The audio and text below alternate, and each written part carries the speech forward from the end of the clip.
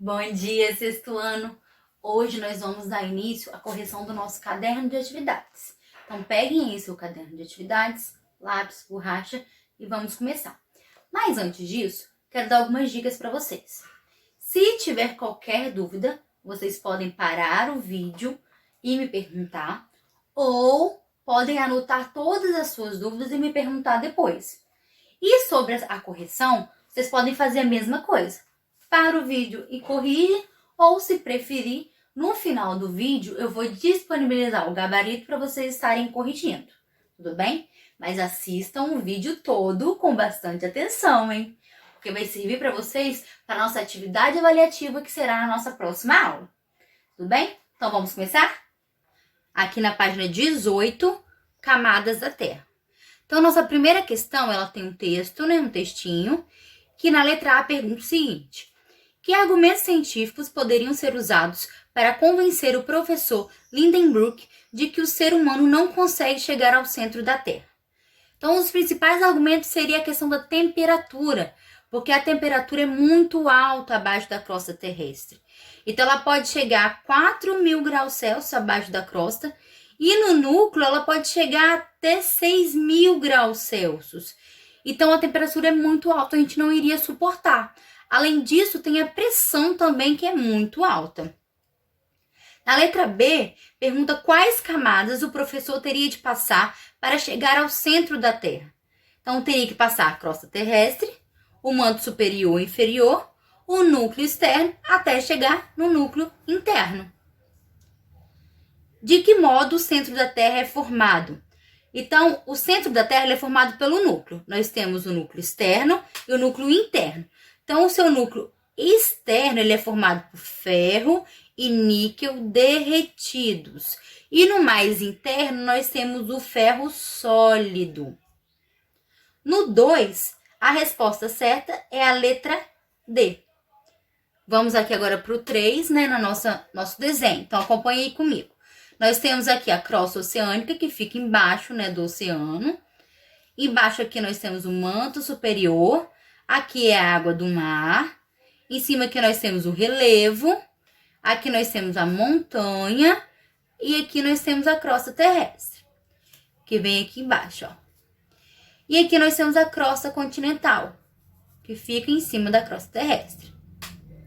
Então, em relação à atividade anterior, qual a principal diferença entre a crosta continental e a crosta oceânica? Então, nós temos aqui, ó, crosta oceânica e aqui nós temos crosta continental. Então, vamos ver qual é a diferença. Já olhando para elas, a gente já percebe a diferença de tamanho, Então, aqui nós temos cerca de 70 quilômetros, E aqui nós temos cerca de 5 a 10 quilômetros. Então, a principal diferença entre uma e outra é esse tamanho, é a sua espessura. Então, a crosta oceânica é bem menor do que a crosta continental. Passando para a página 20, nós temos aqui um desenho para a gente poder relacionar as colunas. Então, formado por rochas derretidas. Qual é a parte da Terra que é formada por rochas derretidas? Então, é o seu manto. Ele vai ser formado por rochas derretidas. Camada superficial da Terra. Então, qual é a primeira camada da Terra? Da que fica na superfície? Crosta terrestre. Apresenta níquel e ferro derretidos. A gente falou no exercício anterior. Então, quem tem níquel e ferro derretido? O núcleo. Então, ficou B, A e C. Aqui embaixo, na 6, nós vamos colocar, vamos indicar no gráfico, a proporção ocupada por cada camada que forma o planeta. Então, nós temos crosta terrestre, manto e núcleo. Então, nós temos aqui, ó, o núcleo, que é o roxinho, a crosta terrestre, que é o verde, e a maior proporção disso aqui é o manto, que é o amarelo. Na 7, nós temos um verdadeiro ou falso. Então, nós temos a primeira questão verdadeira, que o manto compõe a maior parte da massa da Terra. A B também é verdadeira, que o manto é formado pelo magma. E a letra C vai ser falsa. O magma se movimenta rapidamente, causando alterações no núcleo da Terra. É falsa por quê? O magma, ele se movimenta lentamente, provocando o deslocamento das placas tectônicas, que se movem devagar. Então, ficou verdadeiro, verdadeiro e falso. Então, terminamos essa primeira parte. Agora, nós vamos para a litosfera, a crosta terrestre, na página 21. Então, a litosfera é a camada sólida que recobre a Terra. Há sinais alternativas que apresentam estruturas que compõem a litosfera. Então, a litosfera tem o quê? Rocha, solo, camada superior do manto e montanhas. São formadas pelo resfriamento da lava liberada pelas erupções vulcânicas. Então, são quem? As rochas ígneas ou magmáticas, certo? O granito é uma rocha bastante utilizada na fabricação de objetos de decoração, tampos de pias, pisos e acabamentos em construções. Existem vários tipos de granitos com colorações diferentes. Explique como ocorre essa variação de cores entre as rochas. Então, por que eles têm essas colorações diferentes? Porque eles são formados por diferentes minerais. Então, nós temos quartzo, feldspato, mica. Então, dependendo da quantidade de cada um desses minerais aqui, a cor da rocha ela pode ser mais clara ou mais escura. Então, é a quantidade desses minerais que vai fazer a diferença, que vai modificar a cor dessa rocha, tornando ela um pouco mais clara ou mais escura. Na 11, nós temos o processo de formação das rochas. Então, a gente tem que numerar de acordo com as etapas. Então, a primeira etapa que nós temos é a sedimentação, que é onde os sedimentos eles são transportados pela água, pelo vento. Eles vão se acumular, né, em alguns pontos baixos, como no fundo dos rios, vales, até formar as outras camadas.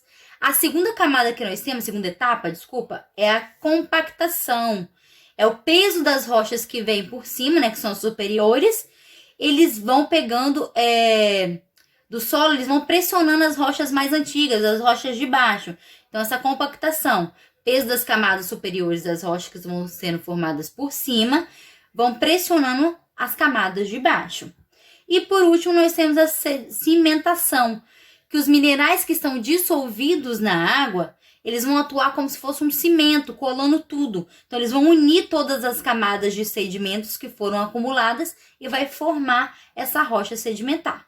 Então, ficou 3, 1 e 2. Passando para a página 22, nós temos a imagem de uma rocha, né? E fala que o paredão de rocha representado na imagem foi classificado como rocha sedimentar. Essa classificação está correta? Está, por quê? Aqui nós podemos ver que essa rocha é formada por várias camadas. Então, ao longo de milhões de anos, veio surgindo, né, várias camadas, uma pressionando a outra até formar essa rocha. Então, tá certo essa afirmação, né? É uma rocha sedimentar, porque a gente consegue ver essas camadas, a gente consegue ver que isso foi se acumulando, né, uma em cima da outra. E esse tipo de rocha aqui, provavelmente, é uma rocha de arenito, sedimentar tipo arenito, né? Na letra 13, a hematita, que é essa pedrinha aqui, contém grande quantidade de ferro e um dos principais minérios encontrados no Brasil. Então, sobre as rochas, faço o que se pede. Algumas pessoas se referem às rochas e os minerais como sendo a mesma coisa. Já outras se confundem sobre a diferença entre os dois termos. A hematita é uma rocha ou um mineral?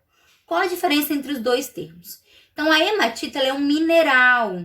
Então, os minerais, eles formam as rochas. E as rochas são constituídos de vários minerais. Então, minerais formam as rochas. E as rochas são agregados constituídos de minerais que podem estar presentes em diferentes proporções.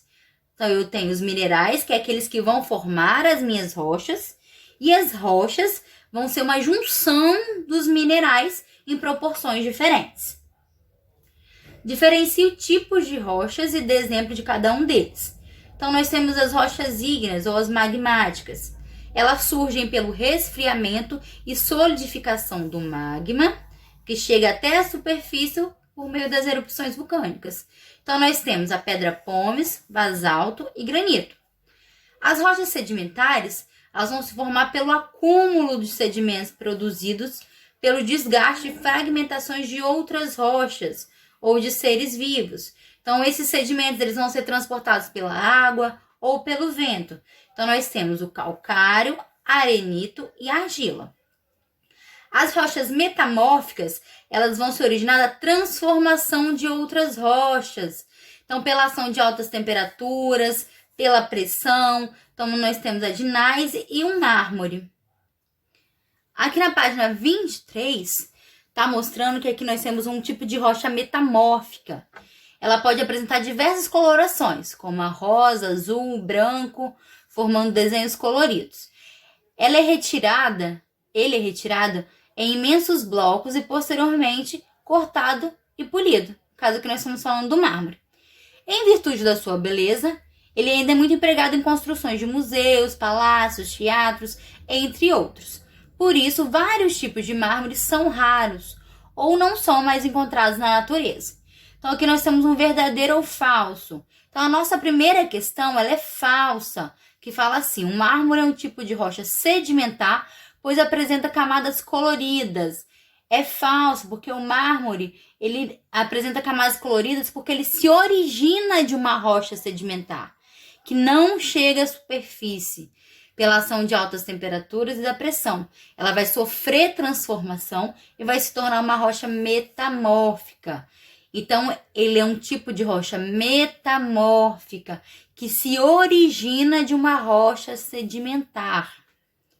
A nossa letra B é verdadeira, nossa letra C também é verdadeira e a nossa letra D é falsa, onde fala que o mármore passa por mudanças na composição dos minerais e se torna diferente do calcário no qual se originou.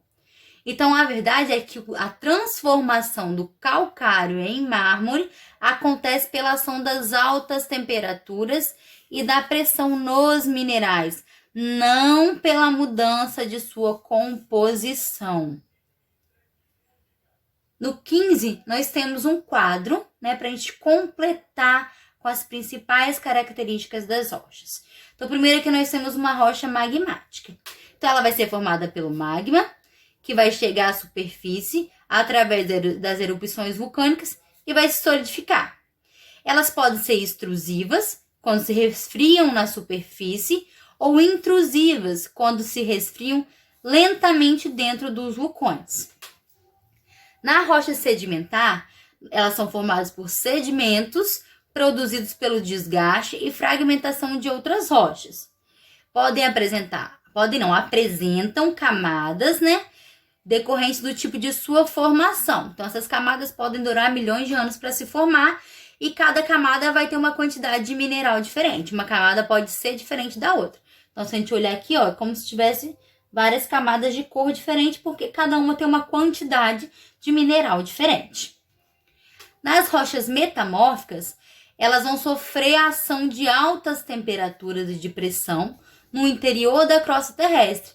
E isso vai fazer com que elas se transformem nessas rochas. Então, essas outras rochas aqui sofrem essa alta temperatura, sofrem essa pressão e se formam uma rocha metamórfica.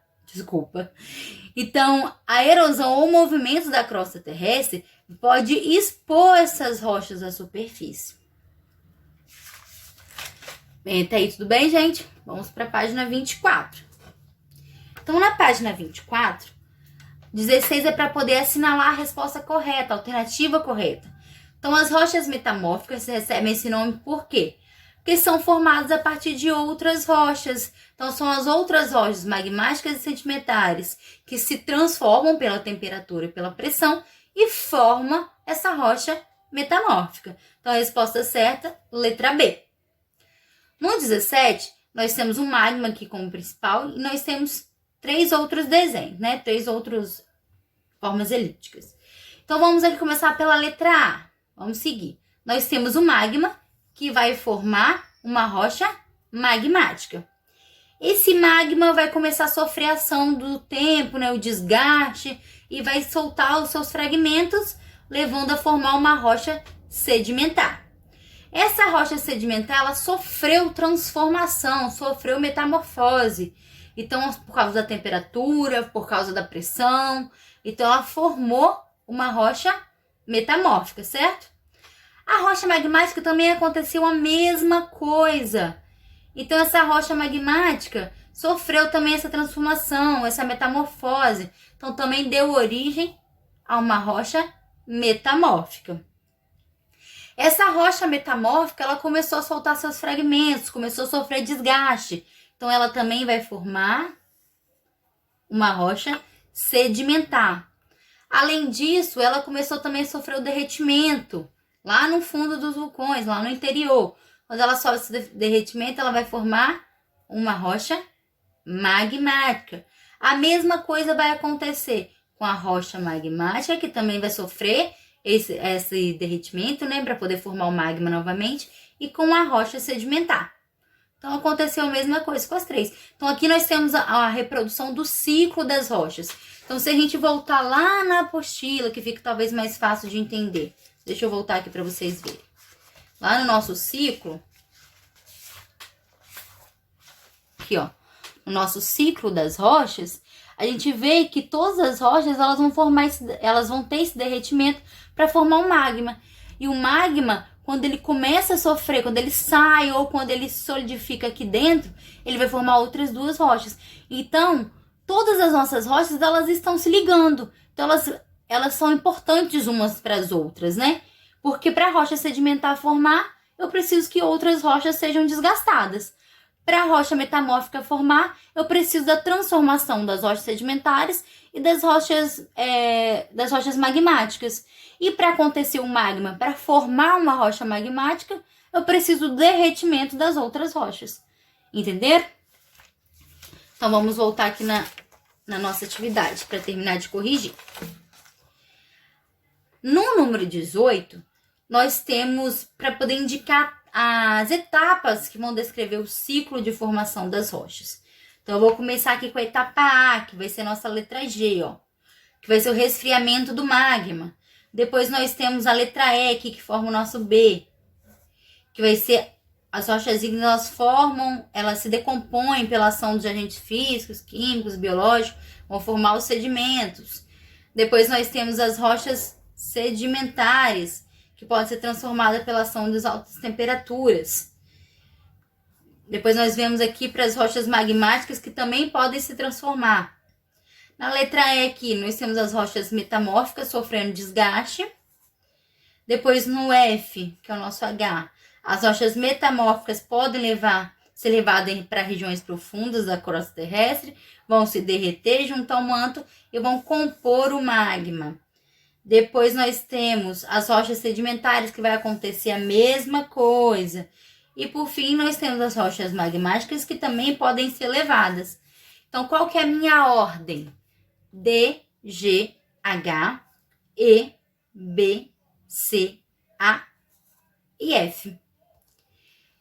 Agora nós vamos para uma outra parte aqui da nossa atividade, que são as rochas contam história. Então, aqui nós temos uma imagem, um texto. Isso aqui é uma pintura rupestre. Então, está pedindo para explicar como o estudo das rochas podem ajudar a entender melhor a história dos seres humanos na Terra. Então, foi através do estudo dessas rochas, dos desenhos que nossos antepassados faziam nas rochas, que era possível compreender como os seres humanos viviam. Então, eles desenhavam nessas rochas as suas atividades. A caça, a pesca, os utensílios que eles usavam, os animais que eles iam caçar. Então, eles analisavam os objetos feitos de rocha. Então, eles pegavam, as rochas também serviam para eles fazerem as facas, né, os objetos cortantes, depois vieram as lanças e por aí vai. Então, analisando esses objetos feitos de rocha, tinha uma ideia de como algumas atividades eram feitas. Então, como a caça, tem a questão da colheita. Então, essas pinturas, elas revelam como eles se manifestavam, como eles viviam naquela época. No 20, nós temos aqui um peixe, né, que é um fóssil de um peixe. Esse tipo de rocha é comum encontrar fósseis de animais e plantas? Justifique sua resposta. Então, esse fóssil aqui está dentro de uma rocha. Então, os fósseis, eles são facilmente encontrados em rochas sedimentares, que são formadas por camadas. Elas vão se formar pela sobreposição dessas camadas, né, de sedimentos. Então, entre uma camada e outra, pode ficar aprisionado um animal, o resto de um animal, o resto de uma planta, parte de uma planta, um micro-organismo. Então, ele vai ser formado um fóssil. Porque ao longo do tempo, quando os minerais foram fazendo aquela camada, eles vão ficar presos ali. E depois, quando essa rocha começar a ser desgastada, né, por uma coisa natural, ou mesmo porque alguém está pesquisando e está fazendo desgaste daquela rocha, a gente consegue ver nitidamente esse fóssil que estava preso ali naquelas rochas. Encontrada uma das maiores pegadas de dinossauro do mundo. Então, essa pegada aqui foi encontrada na região do norte da China. Então, qual é a possível relação entre a pegada encontrada pelos pesquisadores e as rochas? Então, o que aconteceu para eles encontrarem essa pegada aqui? Então, essa pegada ficou marcada quando algum dinossauro, né, caminhava sobre o lodo, que esse lodo, ele endureceu, ele secou, os sedimentos, eles foram se acumulando dentro dessa pegada, né, dessa marca de pegada. Então, foi formando várias camadas, que formou uma rocha sedimentar. Essa rocha sofreu erosão, deixou a pegada exposta, então ela foi identificada por uns pesquisadores. Terminando então o nosso CA, nossas atividades do CA, nós temos a hidrosfera e a atmosfera. Então aqui no 22, né, na página 27, exercício 22. A resposta certa é a letra C, onde a 2 e a 3 são verdadeiros. As geleiras também fazem parte da hidrosfera terrestre, porque é água, né, gente? Só que em forma sólida. E a maior parte da hidrosfera do nosso planeta é composta por água salgada. Então, essas duas são certas. Resposta certa, a letra C. Na 23, a nossa resposta certa também é a letra C, que fala da troposfera, que é onde vai ocorrer chuvas, tempestades, trovões e vento, né? Aqui na 24 nós temos um caça-palavras. Então vamos para vocês identificarem de vocês aí. Então, ó, exosfera tá aqui. Termosfera está aqui juntinho com a exosfera. Troposfera está aqui do lado. Oceano está aqui embaixo. Rio está aqui no finalzinho. Água logo abaixo. Satélite aqui em cima na primeira filinha, né? Primeira linha. E ozônio aqui. Fechamos nosso caça-palavra. Então aqui, na 25 é uma resposta pessoal. Isso tem que ser de acordo com vocês, né? Para fazer uma reportagem sobre hidrosfera, sobre atmosfera, para o jornal da nossa escola. Infelizmente a gente não tem jornal. Mas é como se tivesse. Vamos imaginar que nós tivéssemos esse jornal, né? Então, a gente vai utilizar essas palavras aqui do caça-palavras, né? E vamos fazer uma manchete, que poderia ser a capa da nossa reportagem, que poderia dar, né, o nome à nossa reportagem. Então, a reportagem é pessoal, de acordo com cada um. Então, cada um fez a sua reportagem, eu já dei uma lidinha. Então, tá tudo bem, tá tudo ótimo. Terminamos aqui, então, a nossa correção do CA. Espero que vocês tenham acertado bastante questões, hein? Eu só quero lembrar que eu estou à disposição para tudo que vocês precisarem. Qualquer dúvida, vocês podem me chamar. Sabe o horário das nossas aulas, sabe o horário do nosso atendimento. Então, eu estou à disposição para vocês, tá? Na nossa próxima aula, nós teremos uma atividade avaliativa. Então, quem tiver como, imprime essa atividade para poder colar ela no caderno depois. Eu vou mandar um gabarito e vocês vão me enviar a foto desse gabarito depois pronto. Façam a caneta o gabarito, hein? Fiquem bem, fiquem em casa. Logo, logo, tudo isso vai passar e a gente vai voltar para nossa sala de aula. Tô morrendo de saudade.